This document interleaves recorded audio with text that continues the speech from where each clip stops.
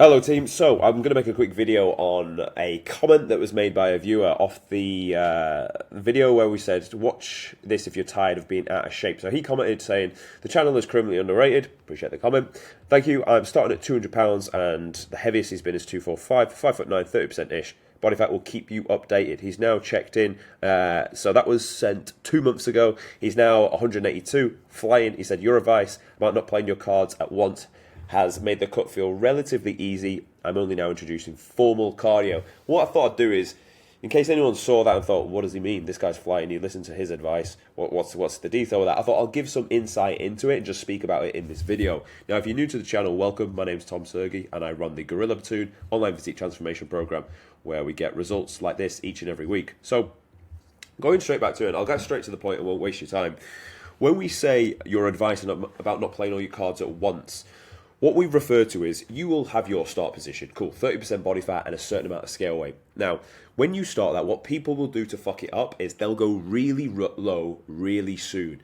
And it's not that that's inherently wrong, but it's not that I find not to be the best option for the reason being. You won't sustain it for long term. Eventually, it will not work, and then you've not really got anywhere to go from it, and it's just a little bit more miserable.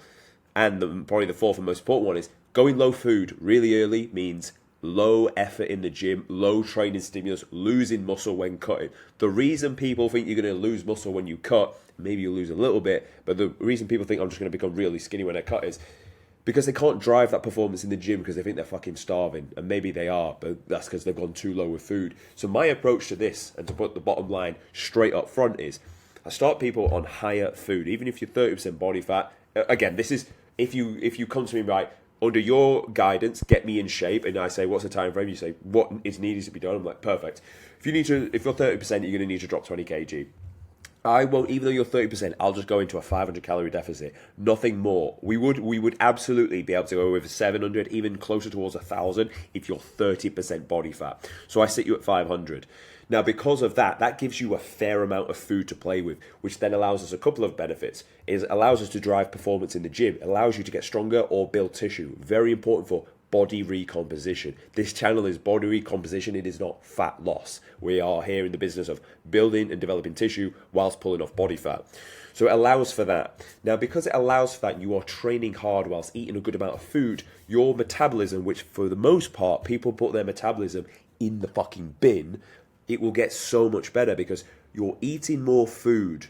You're burning through more food. So your body needs that income of food. Now, the beautiful thing when you ran that for 6 weeks, when you go to pull away from it, your body responds a hell of a lot better. The reason motherfuckers go really low on food, works for a bit and it stops working, is their body's not very responsive to dieting because their body's in fucking survival mode because they've just absolutely abused it, either with low quality food, low nutrients, just literal garbage, or they've gone really low and the body's just thinking, well, I don't know when I'm going to get fed well, so I'm not going to shred off this body fat. Sure, you can punish yourself and go through with it, but honestly, most people don't have the mental capacity to do that anyway. So my approach then with that is, you, by being in a deficit, will drop off weight anyway. But then you will come to a point where you won't, where the plan will start to flatline and you'll plateau. Now, you've got options. Because we started with higher food, cool, we can start to pull down from food, but I wouldn't even do that yet. I'd then push up formal cardio first. What does this look and feel like? Something you can do daily. Starting the lower means of cardio, incline treadmill walk, heart rate 120 to 130, and that is something you can do daily. Why? It doesn't accumulate too much fatigue, and it doesn't spike your appetite. Those two things are very important when we're going to do something daily, because you don't want to be finishing cardio and you're fucking ravenous and you're overeating out of your deficit. You don't want to be doing cardio and your fatigue is through the roof, so then you can't go and train hard in the gym to retain and build tissue. You want something you can manage and do daily. Now you can progress that, first of all, through the duration, 20 minutes daily, 30 minutes daily, 40 minutes daily, 50 minutes daily, 60, etc. Probably finishing around 80 is probably, 70 is probably a push, to be honest, 80, absolutely so. So you've also got other options. Cool, you started on incline treadmill walk, where can we go? Go to a cross trainer there, the intensity is more effort. Then go to a Stairmaster. And at this point, you'll be operating on around a 1.4 5 heart rate per day. But again, not something drastic. You're not sprinting, for goodness sake. You're not swimming where you're fucking basically like leopard crawling within the water. It's something that you can manage and do daily. But again, we're driving that negative energy balance, but food is still high. And we want to keep food as high as we can for the longest period of time. I can diet down on 3,000 calories and get lean because my metabolism's in a great space because I've done it this way. For a lot of people, I've kept them in a space where food remains high. And if you really do need to take food lower, your diet still needs 2 things: protein and fiber. Protein will keep you satiated. Of course, it will repair the tissue as well. And you actually burn a solid amount of calories to digest the protein because of the thermic effect of food. The second thing is fiber. Fiber will pack out your diet and it will also add volume. This is going to come from oats, berries, and vegetables. That will add a lot of fiber. So it's going to feel like you're still eating a lot, even though the calories are very, very low. This is my model and the approach I take to getting results, which look something like this.